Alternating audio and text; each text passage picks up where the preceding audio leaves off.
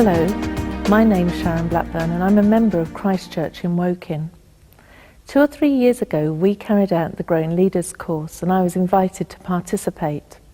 Now, in my professional life I'm a nurse, I've moved into management and I currently manage a not-for-profit care home company for older people. I manage a large number of staff and outside of the actual company I participate in a lot of national work with the Department of Health around policy development and practice.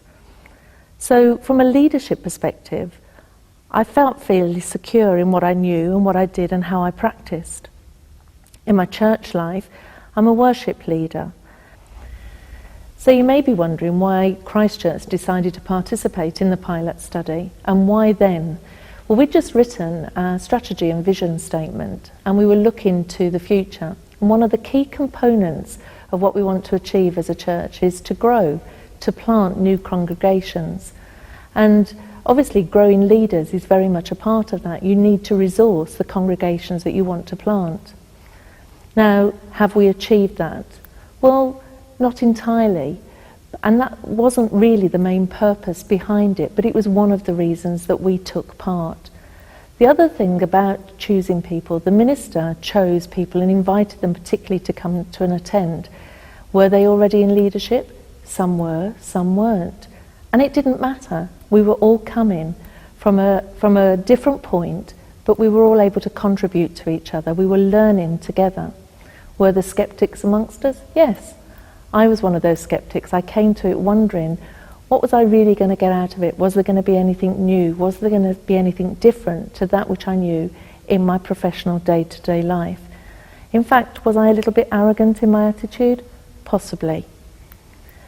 But actually, as we came around the material, and because we had the opportunity to shape it and make it with many other churches that participated across the country into what the course is now, actually it became a real learning opportunity. We actually started to look at what leadership looked like from Jesus' perspective. And whilst there was some secular, if I can term it in that way, examples, actually we started looking at the Gospels, and we started looking at the Bible and saying, what did Jesus do? How did he model leadership? Does that mean that the participants were all yes people, that we've all become clones of our minister? No. Not at all. Actually, we're all still very individual. God has made us unique in his image. And that was really important to sort of recognize that. But it was also important to say, well, how does leadership show itself?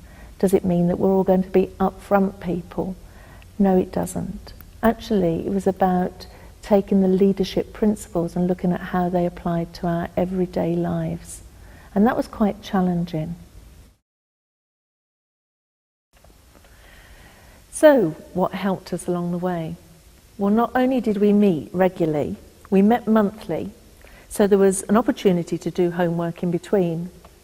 But we also had mentors and prayer partners. And on a personal level, I found that invaluable. I also distinguished between the person who was the mentor and who was the prayer partner. And obviously they had to agree and they had to sign up for the duration of the course. What were the differing roles? What benefited me? Having a mentor gave me a person who I could be accountable to. It gave me somebody who I gave permission to challenge. They challenged my thinking. They challenged my walk with God. They got me looking at things from different perspectives and actually stretched me beyond the course material. That was really valuable, but also in terms of the things that were challenging on a day-to-day basis, to have somebody to pray who wasn't giving that guidance, who wasn't following the material with me, but just could really pray through with me, that was invaluable. And actually, although I haven't continued with that individual, if you said to me, what did I get most out of doing the course? It was having the mentorship, it was having the prayer partner. And I've now still got an established prayer partner.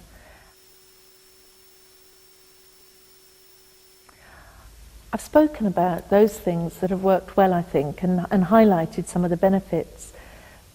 But as you're watching me talk, you may be thinking, well, were there any disadvantages? Were there any bits that you didn't particularly like or that were difficult? Yes, there were. Actually, making the time to attend, making time to do the course material. During the course, it encourages you to get alone with God, to go to that quiet place.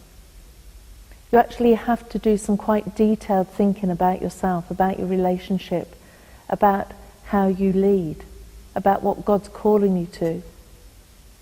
And we all live busy lives. And it challenged me because I live by my diary. My diary somehow seems to dictate what I do. If it's not in my diary, it doesn't necessarily get done. And here I was having to think differently.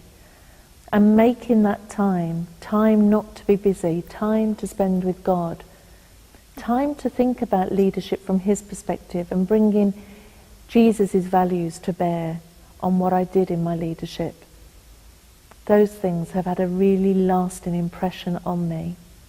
Has it meant that I do more in the church? No, I'm a worship leader still and feel that that's right and that's where God's called me. Do I do other things? Well, we haven't decided yet whether to rerun the course because we've been busy with other initiatives in the church.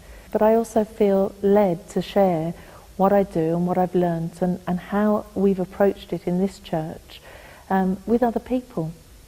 Have all the participants suddenly been elevated into leadership roles that are very visible in the church? No, they haven't. But are they stronger as individuals? Those that I know personally and know well, I would certainly say there is a difference in their lives.